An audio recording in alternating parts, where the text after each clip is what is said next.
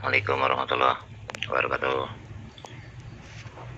Oke, malam ini kita coba bahas ya dari hal yang mendasar dulu, karena nanti kan ini akan berkaitan dan berkelanjutan gitu ya. Jadi kalau dasar ini kita nggak paham, nanti kesananya yang ngawur terus kan gitu ya. Nih, malam ini kita coba bahas gimana cara mengembangkan isolat. Yang harus dipahami dulu. Kalau jenengan mau pakai pola yang ayah kembangkan atau pola yang dikembangkan di KP2M ya, itu ada beberapa isolat yang sudah kita kembangkan ya. Di antaranya QRR, ya, kuantum rotan revolusioner. Ini fungsinya satu, pemecah senyawa, pemecah unsur ya. Dia juga QRR itu bisa untuk pembedah tanah atau decomposer ya. Banyak ya tugas fungsi dari QRR.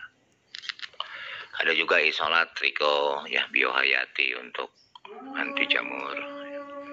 Ada juga Miko, sama ini juga biohayati ya. Terus ada juga metaridium, ini juga sama biohayati ya. Cuma mungkin bedanya gini, ini hal yang harus dipahami dulu ya.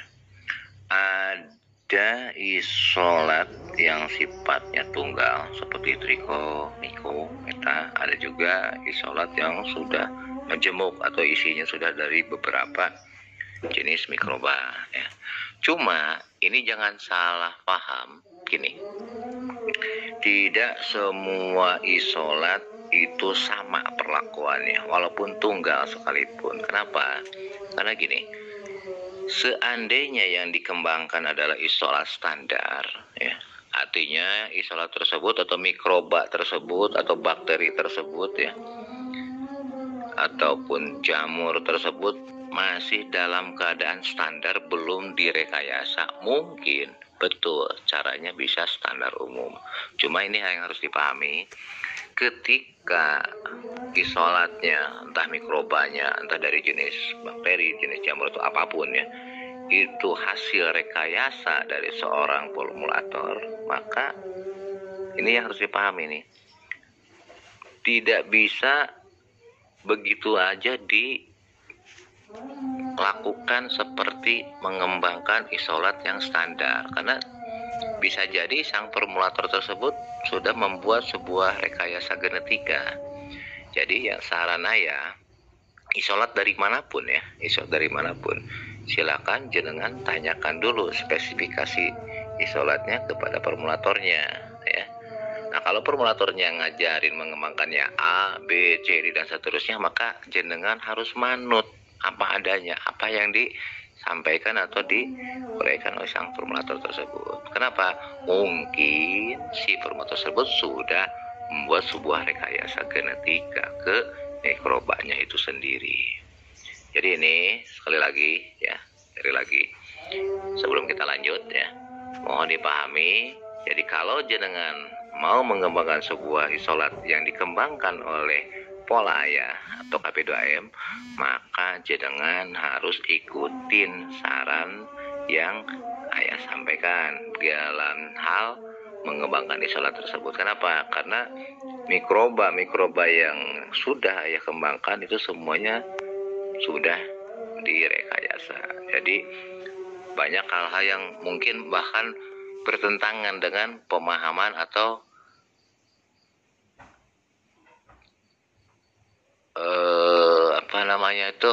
standar umum orang akademisi ya. Contoh mikorija. Selama ini kan pemahamannya mikorija tuh nggak bisa dikembangkan dalam bentuk cair, tapi mikorija yang dari ayah yang sudah kita kembangkan itu malah bisa dikembangkan di air kan gitu. Jadi ini banyak hal-hal yang sudah kadang-kadang mungkin bertolak belakang dengan pakem-pakem sebelumnya.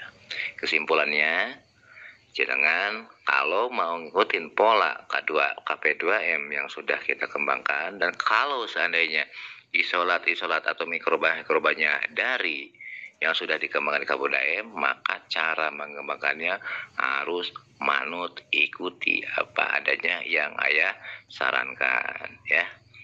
Jadi jangan bertanya, ya boleh nggak ininya ganti, ya boleh nggak, nanti urusannya di lain kan gitu ya.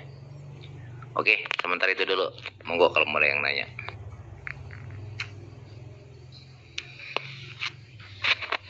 Oke, kita lanjut lagi ya. Jadi sekali lagi itu pemahaman dasar dulu ya, biar nanti kesannya nggak ada yang salah ya. Jadi ingat, ayah barusan bilang silakan mau tanya. Jadi jangan nanya di luar itu dulu.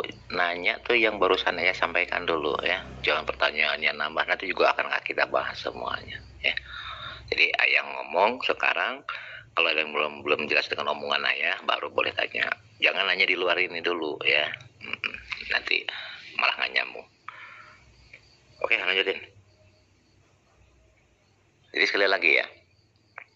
Sekali lagi, apapun yang ayah sampaikan, kalau jenengan memakai pola KP2M ataupun mengambil atau memakai isolat dari KP2M, maka ikutin aja cara yang akan ayah sampaikan. Oke, sekarang yang pertama kita membahas gimana cara mengembangkan QRR atau kuantum rotan revolusioner ya. Nah, untuk mengembangkan QRR juga rotor atau ramuan organik ternak ataupun BR booster repo. Booster repo ini fungsinya lebih ke penetralisir residu kimia, baik pestisida apapun yang lain ya. Untuk tiga ini caranya sama, cara mengembangkannya ya. Kenapa bisa samakan? Karena kebetulan mikroba yang dipakai semuanya sudah kategori mikroba bionuklir, baik QRR, rotor maupun BR ya. Jadi sekali lagi ya, silakan dicatat kalau mau ya. Cara mengembangkan QRR, kuantum rotan revolusioner, ini biasa lebih ke masalah di pertanian nanti ya. Rotor untuk masalah ternak. Kalau BR ini penetrasi residu untuk semua, mau tanaman maupun hewan atau apapun ya, sama ya. Nah sekarang gini, bahan yang harus disiapkan ya untuk pengembangan QRR, rotor maupun BR ya, booster repo. Yang pertama kentang, bebas kentang jenis apa aja, yang penting kentangnya betul-betul sehat. Kentangnya cukup setengah kilo aja ya, boleh nggak 1 kilo, wah lebih banyak ya lebih bagus ya. Kentang minimalnya itu setengah kilo. Terus yang kedua gula aren. Gula aren itu separuhnya dari kentang. Kalau kentangnya setengah kilo berarti 1/4 kilo cukup. Boleh nggak ya setengah kilo juga, ya lebih bagus ya, minimal tadi. Oke. Kemudian ada penambahan dedak. Boleh nggak pakai dedak? Silahkan, enggak pun nggak apa-apa ya. Minimal jelek-jeleknya 2 bahan pokok yang harus ada, kentang sama gula aren. Wajib gula aren, jangan nanya lagi ya boleh nggak pakai gula kelapa, boleh nggak, pokoknya harus gula aren, titik, nggak boleh nawar ya. Kalau pingin ditambahkan dengan dedak silahkan. Nah, dedaknya cukup 1 gelas. Mau ditambahkan dengan terasi silahkan. Apa ada efeknya? Gini, kalau pakai kentang dengan gula aren aja ya, insya Allah ini pun jadi ya, ini pun jadi. Cuma jika pingin tingkat keberhasilannya betul-betul 100% lah anggap, maka itu sebaiknya dedak dan terasi pun ditambahkan. Enggak pun nggak apa-apa, tapi kalau bikin lebih sempurna hasilnya, artinya hasil awal kemudian setelah dikembangkan, nah hasil pengembangan pun hampir sama persis lagi dengan aslinya atau dengan isolat awalnya, itu kumplitkan aja bahannya ya. Nah terus yang terakhir ya, sebaiknya jangan pakai air biasa, tapi pakai air kelapa dadakan. Maksud dadakan itu sebegini, ya metik pohon kelapa, buah kelapanya kapan aja, mau sehari, 2 hari, 3 hari sebelumnya nggak apa-apa. Yang penting saat ngambil air dadakan dibukanya, itu maksudnya. Ya, ini komposisinya gini. Anggaplah ini jenengan mengembangkan isolat dari ayah, ya isolat dari ayah. Misalkan KRR atau rotor atau triko, sorry bukan triko, BR ya. Itu kalau yang DE biasanya itu ngasihnya 100 milian aja biangnya itu. Itu semuanya bisa dikembangkan dan akan sama persis dengan biangnya yang 100 mili tadi kalau maksimumnya dijadikan 10 liter. Jangan nanya kenapa, karena memang seperti itulah ya setting. Jadi kalau jenengan nanti misalkan dikembangkan jadi 11 liter, ayah nggak jamin hasilnya tetap seperti awalnya. Berkembang pasti berkembang, tapi yakin masih tetap kategori bionuklir. Nah itu yang akan menjadi pertanyaan gamblingnya ya. Kenapa? Karena sudah ayah setting akan tetap kemampuan bionuklirnya tetap terjamin kalau pengembangan atau pembelahan diri dari mikroba-mikro tersebut hanya maksimum di 10 liter. Karena kalau lebih dari 10 liter nanti dia akan semakin melemah. Endingnya menjadi mikroba biasa, bukan bionuklir lagi. Itu loh maksudnya ya. Jadi jangan berpikir kita kembangkan lebih dari 10. Silakan aja, nggak masalah.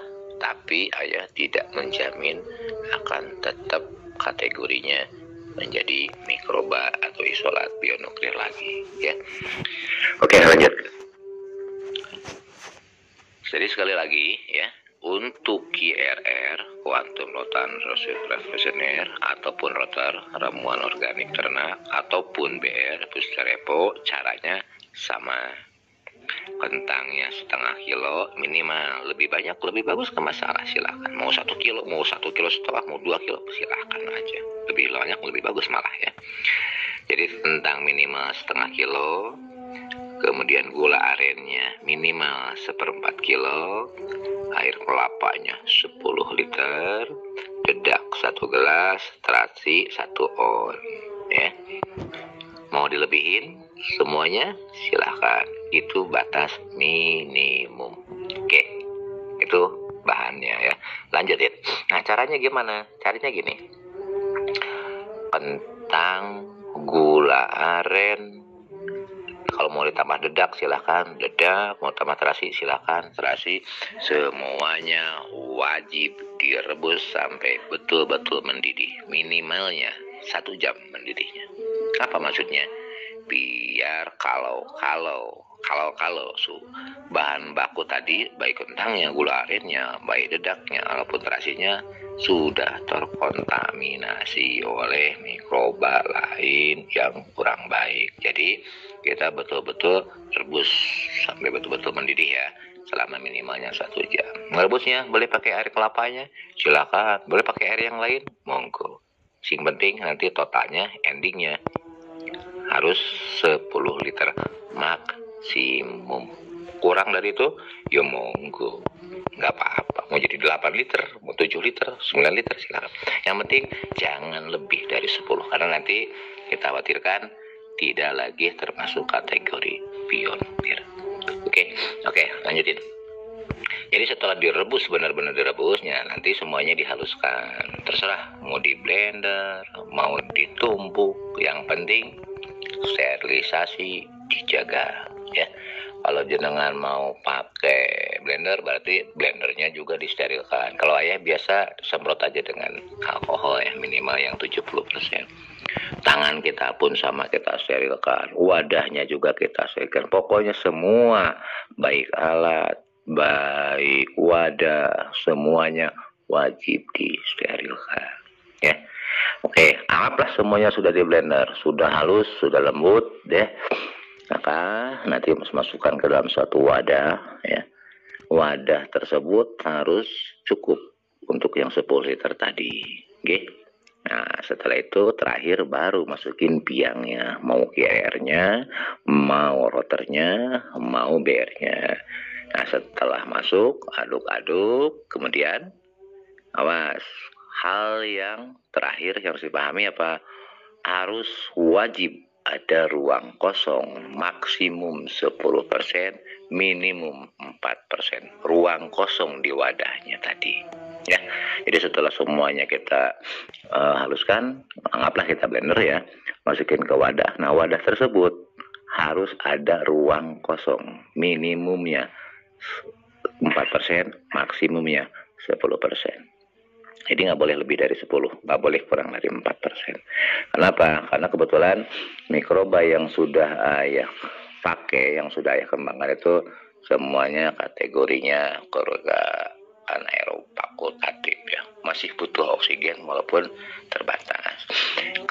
Ketika jenengan misal nih oksigennya lebih dari 10%, maka ayah khawatirkan ada mutasi gen, ujung-ujungnya, endingnya tidak lagi menjadi kelompok mikroba bionuklir, jadi berubah, bisa jadi lemah ataupun lain-lain ya. Jadi intinya setelah semua bahannya kita sterilkan dengan cara direbus sampai betul-betul mendidih ya. Wadahnya kita sterilkan, alat yang kita sterilkan, termasuk tangan kita pun yang kita sterilkan ya. Habis itu masukin ke wadah, sisakan ada ruang kosong maksimum 10%, minimumnya 4%. Nah, selesai itu wadahnya kita tutup ya, tapi saran ayah pakai aerator, karena kalau enggak itu bisa meledak nantinya ya. Jadi nanti kasih, terserahlah teknisnya, mau pakai ventil sepeda silakan, mau pakai selang yang nanti disambungkan ke air, botol yang kasih air juga silakan, mau pakai balon silakan, bebas itu ya. Tapi awas, jangan pakai teknik ditutup plastik kemudian plastiknya dibolongin, itu nggak boleh, itu salah. Kenapa? Karena ketika dibolongin ada lubang, otomatis oksigen masuk dong, nggak 10% lagi, bukan fakultatif lagi nantinya ya. Terus lanjut, jika seandainya jenengan anggaplah pakai aerator selang ya, nanti selangnya itu disambungkan ke wadah, entah botol entah apapun yang dikasih air, maksudnya biar udara atau gas yang dihasilkan oleh pengembangan mikrobanya keluar, tapi udara dari luar nggak bisa masuk. Awas loh, ketika misalkan jenengan lakukan 2, 3, 4 hari gelembung nggak keluar, itu bukan berarti gagal, bisa jadi ada kebocoran ya, tes aja dulu kalau ada yang bocor ya. Jadi ulangi sekali lagi, kehati-hatian dan kerapihan, teliti ya. Oke, kesimpulannya gini, untuk mengembangkan isolat dari ayah, baik QRR, BR maupun rotor, awas, BR itu booster repo ya, untuk penetra residu kimia apa aja tuh, pokoknya semua residu kimia termasuk hormon pun insya Allah bisa dinetralkan, ataupun rotor hormon organik, karena caranya sama ya. Bahan baku untuk mengembangkannya kentang minimal nih, batas minimum setengah kilo, gula arennya 1/4 kilo, dedak 1 gelas, boleh pakai boleh tidak, sebetulnya ini silahkan terserah jenengan. Terasi 1 on, boleh pakai boleh tidak.